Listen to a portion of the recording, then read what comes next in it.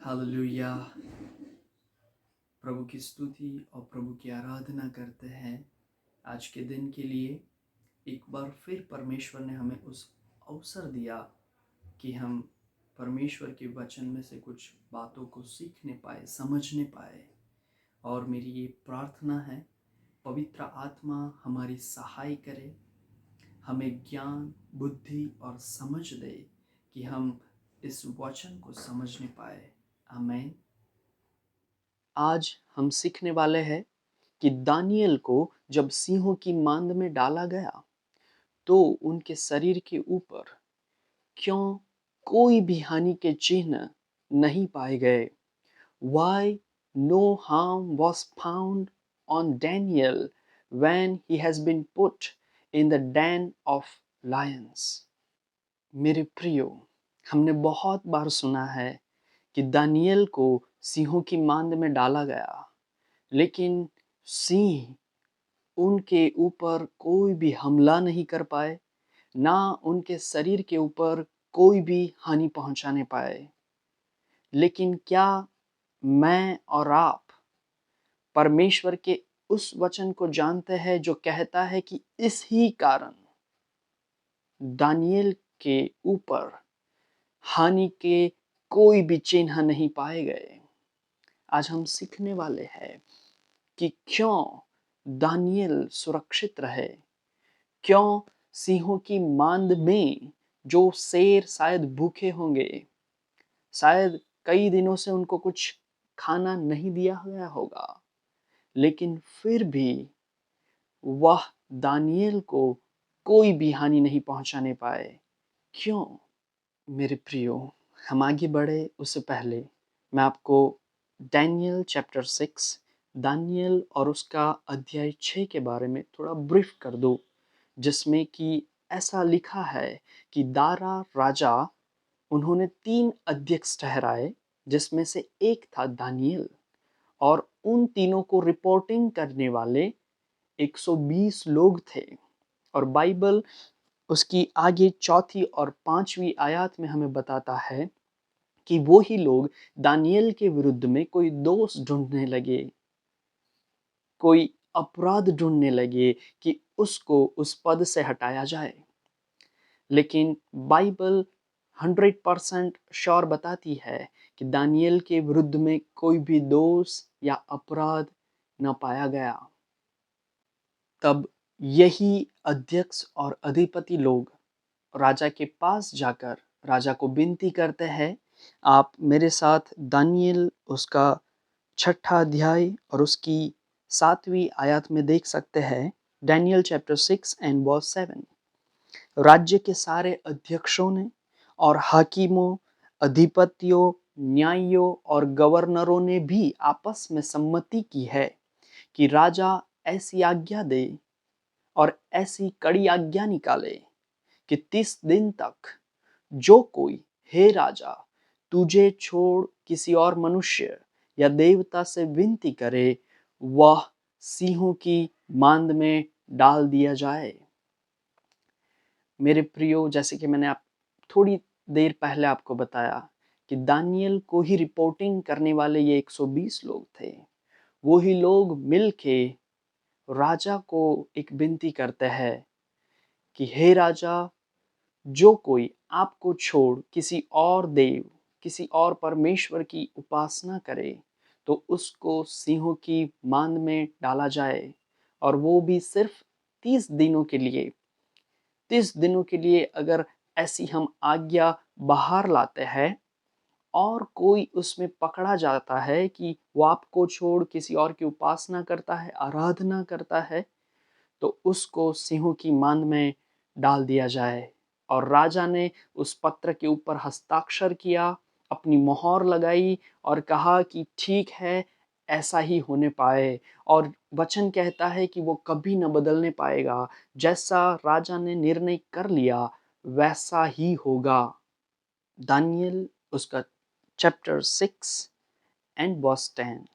Daniel उसका अध्याय 6 और 10वीं आयत में अगर देखें तो ऐसा लिखा है, जब दानियल को मालूम हुआ कि उस पत्र पर हस्ताक्षर किया गया है, तब वह अपने घर में गया, जिसकी उपरोठी कोठरी की खिड़कियां यरूशलेम की ओर खुली रहती थी, और अपनी रीति के अनुसार, very important point for today, आज का बहुत महत्वपूर्ण जो पॉइंट है वह यह है, अपनी रीति के अनुसार। जैसे कि हमने शुरुआत में पढ़ा 10वीं आयत में कि जब दानियल को यह मालूम हुआ, मतलब दानियल को पता चल गया कि राजा ने इस पत्र के ऊपर हस्ताक्षर कर दिए हैं, अपनी मोहर लगा दी है कि कोई भी मुझे छोड़ किसी और परमेश्वर की, किसी और व्यक्ति की उपासना करे, आराधना करे, तो उसको सिंहों की मांद में डाला जाए।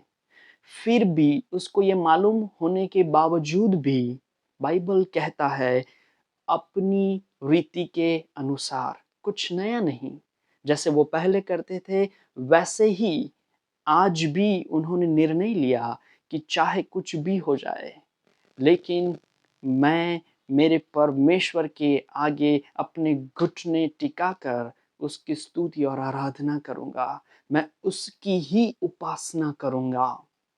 Praise the Lord. मेरे प्रियो, आज मैं आपको बताना चाहता हूँ, बहुत सारे क्रिश्चियंस, बहुत सारी कलीसिया, बहुत सारे पासबान, बहुत सारे अगुए कंफर्ट जोन क्रिश्चियनिटी में आ गए हैं। उनको ऐसा लगता है कि ये तो करना ही पड़ेगा भाई, इसको इसी रीति से करना पड़ेगा, भले बाइबल ऐसा कहती है, लेकिन आज का ये ट्रेंड है, आज ऐसा फैशन चल रहा है कि हमको उसके अंदर समा जाना है। मेरे प्रियो, दानियल भी चाहते तो वैसा कर सकते थे। 30 दिन की तो बात थी, 30 दिन ही तो राजा की उपासना करनी थी, राजा के आगे झुकना था। 30 दिन के बाद वापस परमेश्वर के आगे झुक जाते, पश्चाताप कर लेते और फिर से अपने परमेश्वर की स्तुति और आराधना कर सकते थे, क्योंकि जो नियम, जो आज्ञा राजा ने दी थी वो बहुत कठोर थी।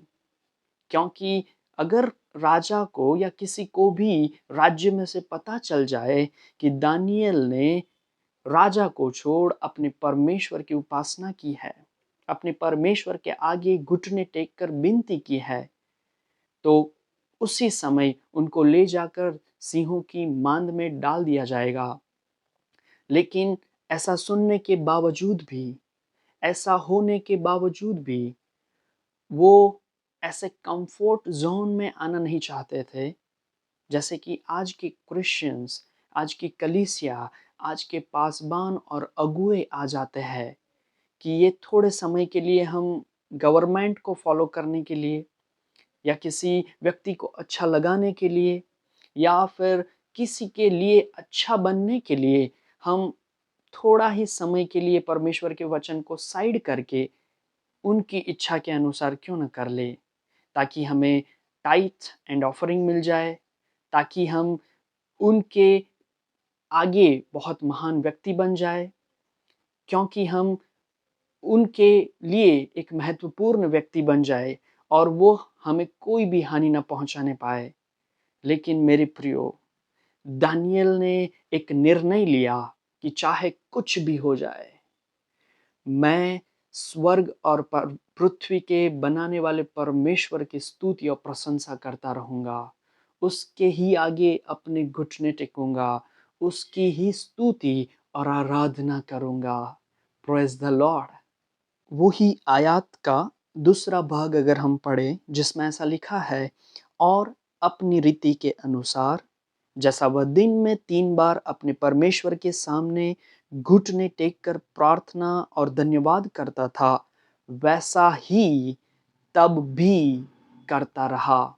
हम प्रभु की स्तुति और प्रशंसा करते हैं, क्योंकि वो जो नियम, वो जो आज्ञा थी कि जो राजा को छोड़ किसी और की उपासना करे, किसी और की आराधना करे, उसको सिंहों की मांद में डाल दिया जाए, वो सुनकर उनका ये निर्णय चेंज नहीं हुआ। वचन हमें बताता है कि वह अपनी रीति के अनुसार वैसा ही तब भी करते रहे। जब सर्कमस्टेंसेस, जब सिचुएशंस उनके विरुद्ध में थी। मेरे प्रियो, मेरी आज प्रार्थना है, पवित्र आत्मा हमें भी ऐसा बल दे, ऐसा सामर्थ्य दे कि चाहे कोई भी सिचुएशन हो, चाहे कोई भी परिस्थिति क्यों ना हो, हम परमेश्वर के वचन को अधीन रहने पाए। हम केवल परमेश्वर को खुश रखने पाए। हम केवल परमेश्वर की स्तुति और आराधना करने पाए। आमीन। और उसके बाद क्या हुआ हम सबको मालूम है। जब हम छोटे थे तब से लेकर आज तक वो सुनते आए हैं कि दानियेल को सिंहों की मांद में डाल दिया गया। अगर आप उसी अध्याय का 16वीं आयत में देखें, डैनियल चैप्टर 6 एंड वर्स 16, यहाँ पर ऐसा लिखा है, तब राजा ने आज्ञा दी और दानियेल को लाकर सिंहों की मांद में डाल दिया गया। उस समय राजा ने दानियेल से कहा, तेरा परमेश्वर जिसकी तू नित्य उपासना करता है वही तुझे बचाए। मेरे पास अभी कोई अथॉरिटी नहीं है, कोई राइट नहीं है, क्योंकि मैंने ऐसे पत्र के ऊपर हस्ताक्षर कर दिए हैं कि अब वो निर्णय चेंज नहीं होने पाएगा। मैं तो चाहता हूँ कि तुझे बचा लूँ, लेकिन फिर भी मैं कुछ नहीं करने पाऊंगा। इसीलिए राजा ने कहा कि तेरा परमेश्वर जिसकी तू नित्य उपासना करता है, जिसकी तू आराधना करता है, वही तुझे बचाए। और मेरे प्रियो, अगर आप उसका 18वीं आयत में देखें, डैनियल चैप्टर 6 एंड वर्स 18, तब राजा अपने महल में चला गया और उस रात को बिना भोजन पड़ा रहा और उसके पास सुख विलास की कोई वस्तु नहीं पहुंचाई गई और उसे नींद भी नहीं आई। क्यों? क्योंकि उसको पता था कि मैंने जो किया है वो गलत है। दानियेल अपने राजा, अपने परमेश्वर की स्तुति और प्रशंसा करता था, न कि मेरी। उसमें कुछ गलत नहीं था, फिर भी मैंने उसको सिंहों की मांद में डाल दिया है। अब जब आप अगर उसकी आगे की आयत 19वीं आयत में देखें, डैनियल चैप्टर 6 एंड वर्स 19, भोर को पो फटते ही राजा उठा और सिंहों के गड्ढे की ओर फुर्ती से चला गया और वहां पर जाके चिल्लाकर कहता है, दानियेल, हे जीवते परमेश्वर के दास, क्या तेरा परमेश्वर जिसकी तू नित्य उपासना करता है तुझे सिंहों से बचा सका है? मेरे प्रियो, वो जानने के लिए बहुत उत्सुक था कि दानियेल के हालात क्या हुए होंगे। वो चाहता था कि दानियेल बच जाए, लेकिन उनको पता था कि जिसको सिंहों की मांद में डाल दिया उसका नाश हो जाएगा, वो नष्ट हो जाएगा, सिंह उसको छोड़ेंगे ही नहीं। लेकिन फिर भी वो दानियेल के लिए एक आशा रख के उस गड्ढे के आगे आके चिल्लाते हैं, हे दानियेल, क्या तेरा परमेश्वर जिसकी तू उपासना करता है उसने तुम्हें बचाया है? उसी अध्याय की 21वीं आयत में देखें, डैनियल चैप्टर 6 वर्स 21, तब दानियेल ने राजा से कहा, हे राजा, तू युग युग जीवित रहे। मेरे परमेश्वर ने अपना दूत भेजकर सिंहों के मुंह को ऐसा बंद कर रखा कि उन्होंने मेरी कुछ भी हानि नहीं की। प्रभु की स्तुति हो, प्रभु की प्रशंसा हो कि परमेश्वर ने अपना दूत भेजकर सिंहों के मुंह को बंद कर दिया। सिंहों ने भी उस दिन उपवास किया, राजा ने भी उपवास किया, और सिंहों को तो भूख भी लगा होगा क्योंकि शिकार कुछ मिला नहीं होगा। सिंहों की मांद में कुछ खाना डालते होंगे तब वो खाते होंगे। लेकिन दानियेल जो परमेश्वर के सेवक थे, जब उनको उस सिंहों की मांद में डाला गया तब सिंह उनको कुछ भी हानि नहीं पहुंचाने पाए। क्यों? अगर हम 23वीं आयत में देखें, तब राजा ने बहुत आनंदित होकर दानियेल को गड्ढे में से निकालने की आज्ञा दी।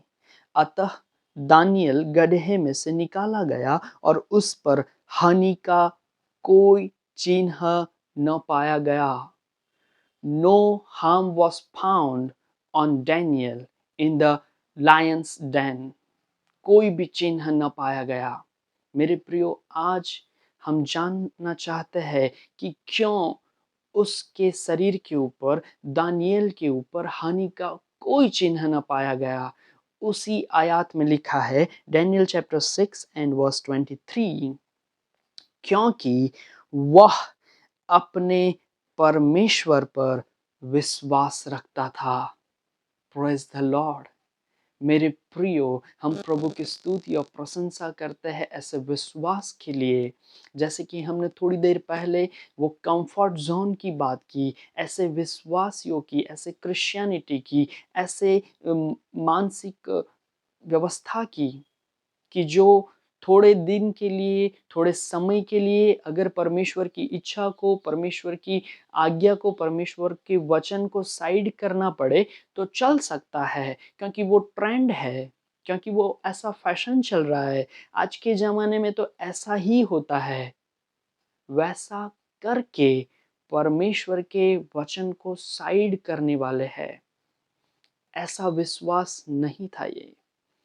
वो विश्वास था कि चाहे मुझे सिंहों की मांद में भी डाला जाए, चाहे मेरा नाश हो जाए, चाहे मैं रहूं या ना रहूं, फिर भी मैं जीवित परमेश्वर की ही उपासना करूंगा।